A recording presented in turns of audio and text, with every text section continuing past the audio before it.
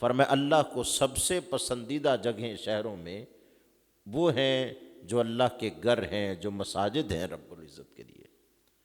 اور سب سے ناپسندیدہ چیزیں اور جگہیں بازار ہیں، جہاں صرف تخلیط مرد و نساء ہی نہیں، مرد و زن کی تخلیط ہی نہیں، بلکہ اس کے علاوہ بھی جھوٹ کا بازار گرم کرنا اور کئی خرابیاں جنم لیتی ہیں۔ اور دیکھیے آج مساجد اس قدر بارونق نہیں، بازار جس قدر بارونق ہیں، تو جہاں سے تسلی ملنی تھی، سکون ملنا تھا، اس کو تو ہم برباد کیے جاتے ہیں۔ آقا علیہ السلام نے فرمایا لا صلاۃ لجار المسجد الا فی المسجد، فرمایا جو مسجد کا ہمسایہ ہے نا،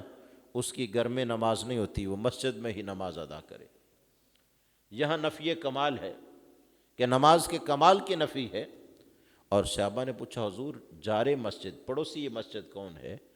فرمایا من سمع المنادی،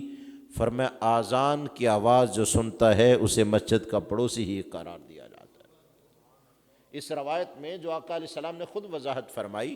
عمومی طور پر تو پڑوسی ہم اس کو کہتے ہیں جس کا دروازے کے جتنا زیادہ قریب ہے، یا پھر جار الجنب بھی ہوتا ہے کہ دیوار کے زیادہ قریب ہے، پشت کے زیادہ قریب ہے، یہ ہمسائے ہوتے ہیں۔ لیکن سرکار اسلام نے فرمایا مسجد کی ہمسائیگی زیادہ ہے۔ فرمایا من سمع المنادی، جو منادی کی ندا یعنی آذان کی آواز سنتا ہے، سرکار علیہ السلام فرماتے ہیں کہ وہ مسجد کا پڑوسی ہی کہلواتا ہے۔ آج سکون کی تلاش کرتے ہیں، کامیابی طلب کرتے ہیں، مؤذن تو ہر روز 5 بار کہتا ہے حی علی الصلاۃ حی علی الفلاح، آؤ نماز کی طرف، آؤ کامیابی کی طرف، اور یہ ندا دے یہ رہا ہوتا ہے،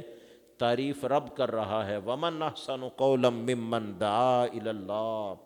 فرمایا جو اللہ کی طرف بلا رہا ہے اس سے بڑی دعوت کس کی دعوت ہو سکتی ہے؟ یہ رب کی طرف سے ندا ہے، اس کی طرف سے پکار ہے، پکارنے والا یہ ہے، لیکن ذمہ داری اور ڈیوٹی ادھر سے لگی ہے، لہٰذا اس کی طرف رجوع کریں، انابت لائیں، راہ خدا کی طرف آئیں اور ان گھروں کو آباد کریں۔ مصطفیٰ جان رحمت صلی اللہ علیہ وآلہ وسلم نے ان کو پاک صاف رکھنے کا حکم دیا، ان کو بارونق رکھنے کا حکم دیا، ان کی حاضری کی تعلیم ارشاد فرمائی، اور فرمایا جو میری مسجد میں، مسجد نبوی میں 40 نمازیں تسلسل سے ادا کرے تو فرمایا اسے اللہ منافقت سے بھی برات عطا فرمائے گا، عذاب سے بھی برات عطا فرمائے گا، اور وہ بندہ جنت کا حقدار بن جائے گا۔ مساجد کی طرف میلان پیدا کیا، رجحان پیدا کیا، لوگوں کو اوپر اس کی اہمیت کو اجاگر کیا اور اس کی شان اور عظمت کو بیان کیا، اس میں آنے والوں کے لیے بلند مقام کو بیان کیا، حتیٰ کہ خازن مسجد،